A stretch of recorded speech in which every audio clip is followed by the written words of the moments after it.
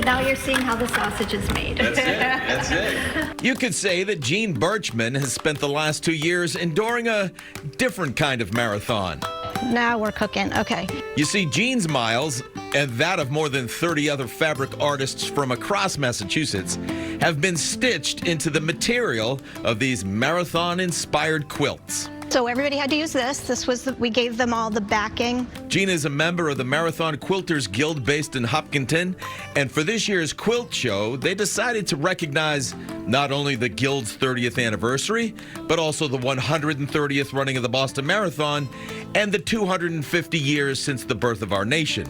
So the call went out to quilters from across the state looking for those who wanted to take part in the Boston Marathon Quilt project entitled Go the Distance.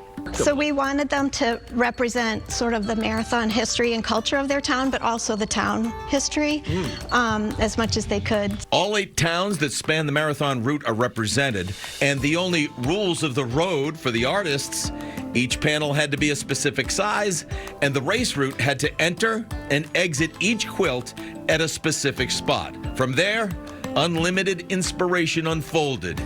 Jean was part of a team of 6 that helped create Hopkinton's quilt. We were able to represent all of the waves of the runners, and the clock is set to when the men's wheelchair goes off. No matter the community, no detail was missed. From iconic landmarks to recognizable road signs, right down to those all-important porta potties. If it's part of the marathon experience, it's most likely part of these quilts. When you get your nose in there, you see a lot of things. They're tiny little plastic cups here in Wellesley at one of the water stations. There are the titles of books on the pillars of the Wellesley Library.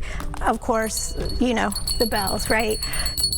This is going to inspire conversation at the show and beyond. Nancy Burdick is co-chair of the Marathon Quilters Quilt Show.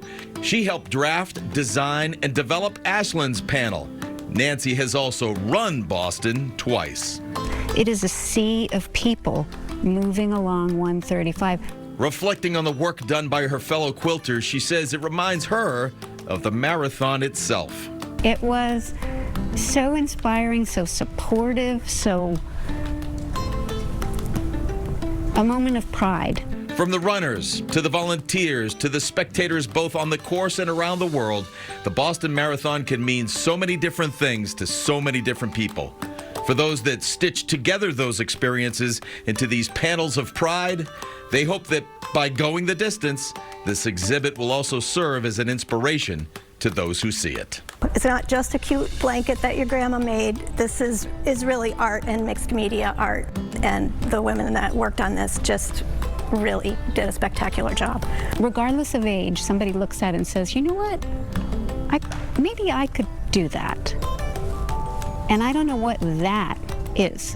Maybe I could run, or maybe I could sew, or maybe I could draft. I don't know what it's going to be, but I think it's going to be an inspiration or a hope.